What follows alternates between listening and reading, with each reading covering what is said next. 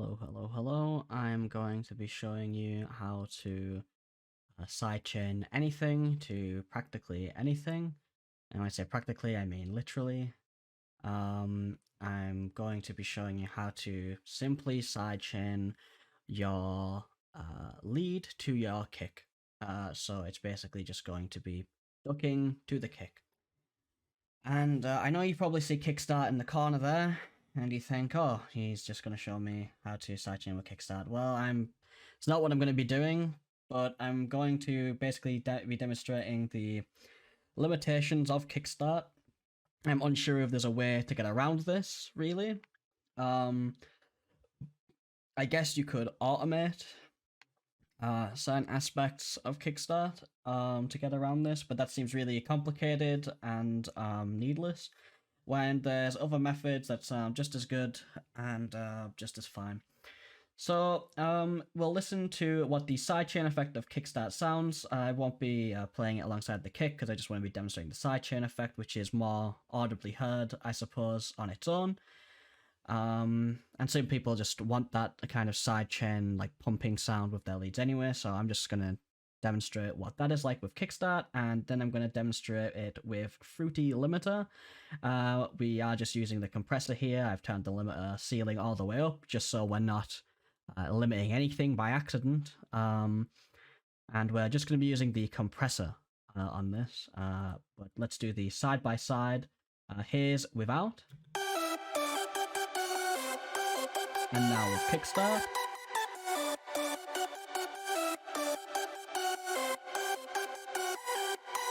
And without again. And with Fruity Limiter.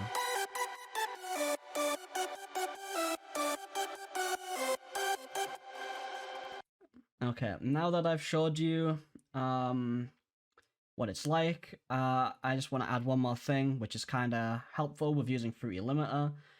Usually, if you want to stop the sidechain effect of, let's say, Kickstart, you'd probably have to right-click this and create automation clip, and then just disable the mix when you don't want it to be sidechained, basically.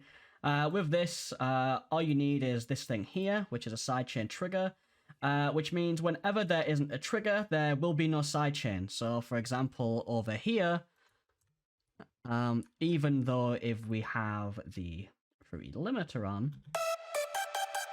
there's no sidechain effect. Although there was a clap here because it's the sidechain trigger on the reverse clap thingy here. So ignore that though. So yeah, I will be showing you how to use Fruity Limiter in this way. It's really simple once you understand it, but it can be a little bit complicated and it's not super obvious. So I'm gonna show you how to do that now. First of all, we want to add the Fruity Limiter to either the bus or the final send, basically wherever your lead sounds are going, like the final step, or you're on the bus if you really want to, it's fine. Most people have a lead bus. You could put it, if you only have one lead, for instance, and it's just on its own thing, or you have all your leads connected to the same channel rack, yeah, you can just put it on here. If you don't have it routed anywhere, I know this looks like a bit complicated, but all these are just basically linked into the bus, which is connected to the reverb and the delay. And then the bus is also connected to a final send, so then the dry signal is also going here. We have two wet signals, the delay signal, a reverb signal, a dry signal, and these all go into the final send, which then go back into the master.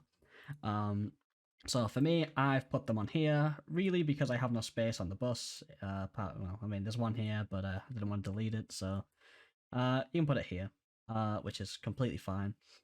And what we'll do is we'll use this. This is where we'll put it, but you can really put it anywhere where your sound is basically going, like I just explained earlier. So this is a bit of a mess. I'm just going to type in Fruity Limiter. Hopefully you can all find it quite easily without having to type it in like me. You're not messy, but maybe you are, in which case you can just type it in. So now we have the Fruity Limiter. Go to the limiting section, turn the ceiling all the way up, and let us I won't touch this yet. I will show you how we can do that in just a moment. So what you'll want to do once we just have a fruity limiter on here, we'll come back to this, leave it there for now, just turn the ceiling up. We want to go to something like this. So we want to create a mixer state called Sidechain Trigger, and we just want to put any sort of sound on here. So for example, I have a, you can't hear that, but if I just quickly go to the master and it's a open hi-hat. So this open hi-hat I am using as a trigger, but honestly you could use the same kick sample that you're using. Probably ideal to use that, but really any sample will do as long as it it's gonna dictate like when the compression's gonna open and close. So pick something that you want to basically activate the compression and close the compression. So if you want something that opens and closes quickly, probably something that is a very short sound. So maybe even like a closed hi-hat if you want something shorter than an open hi-hat, but the open hi-hat's fine, and it's very similar to my kick, so I chose this. But we'll just, I'm just going to quickly go in here and I'm just going to grab this because it's going to be a pain in the ass to put that in later. I'll just delete this and I'll show you from scratch. So we just take a hi-hat. Here we have the Essential Club Sounds 2 hat. We just drag this in here. I'm just going to rename this to Sidechain Trigger so we don't get lost. And we just want to copy whatever kick pattern we have here, which is why it's unlike Kickstart. For example, let's say right here, let's say we had a pattern that is more like it's more like this, right? Well, we can fix that by just adding another note in right here, and now that will duck for this kick here that we've just put in. Obviously we can just go to the piano roll and add that in, you know, like right there. We don't have to. And you noticed how earlier this wasn't connected to the master. Well, we could alternatively just turn it down, as we don't want any of the sound, because we don't want to hear the symbol. We don't want to hear the sample, but FL Studio needs to recognize that there's a sample there, but we don't want to hear it. So as long as it's there, the program still hears it, but we don't. And the way we're going to do that is, now that we have our sample here, we've laid it out into the pattern of our kick. So let's just add that back here. Where it's going to sidechain right there. We now want to route our sidechain trigger to our final lead send like this. And we would like the sound to be also muted, because if it's not, we will also hear the same thing. We'll still be able to hear the hi-hat because this is also connected to here, and we don't want that. So we're just going to turn that down once we route it to the final send. If you don't know how to route, for example, the sidechain, the sample that we just had, if we don't know how to route it to these mixer states, you can just move here and it will pick a different mixer track that it's connected to. You can see it moving at the bottom there. It's changing what it's connected to. Or you can just select it by left clicking and right clicking and channel routing, route to this track. So if I did route to this track, you'll see the number next to it is now number 2. It's quicker to just move it like this though. But either way is fine. Well, that's just how you connect it there. Really simple stuff. You should probably know that by now if you're watching this tutorial. Yeah, so let's go back to our fruity limiter. So now we are wanting to be looking at the compressor. And we want to right click on the sidechain option here and the sidechain trigger. Now we have connected our fruity limiter to the sidechain trigger here. But if we were to just play this, nothing is happening. And the reason why nothing is happening is because we have to turn down the threshold here.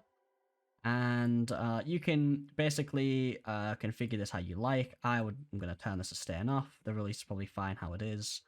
I'm just going to turn the ratio up to 2, 3, 1. You don't have to copy me. You can do whatever. Move the knee a bit. And we listen now.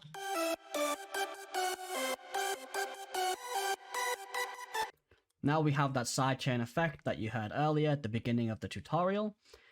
And that's basically how you would sidechain anything. Again, just to make it very apparent, it is just copying. For example, I guess I can just duplicate this and just move it like this. Now you'll hear it duck a lot more. It's just copying whatever notes we have on the sidechain trigger here.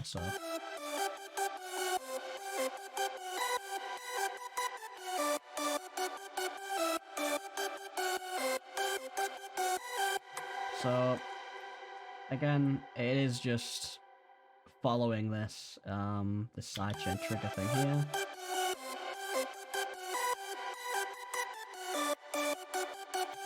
I hope that's very apparent. So let's say if you had an arpeggio and you wanted, let's say, the arpeggio to duck for the lead, or you want the lead to duck for the arpeggio, whichever one you want to stand out more in the mix, you could, let's say, for example, let's say with the arpeggio, it's taking away from the lead, and let's say we want the arpeggio to duck for the lead so that the lead sounds out more, so that the lead sounds more powerful. We could just do the same thing here, but let's say we just want to use the lead pattern, and we want to connect this to an arpeggio bus, or wherever the arpeggio sound is. If we want the arpeggio to sound more prominent in a mix, we could put in the notes for the arpeggio here, preferably all on the same note as here, like the C5, whatever the sample key is in, I'd imagine, preferably. Yeah, then we could make the lead duck for the arpeggio by just adding the arpeggio notes here. So this is how you sidechain anything to anything. I didn't really give an example of the arpeggio because I felt like it'd be too long to set up. I feel like you would probably get a good enough understanding by me showing you this method here. And you can be very creative with it, and I hope you've learnt something. So yeah, that's just the tutorial. Very cool, and I hope this helped you.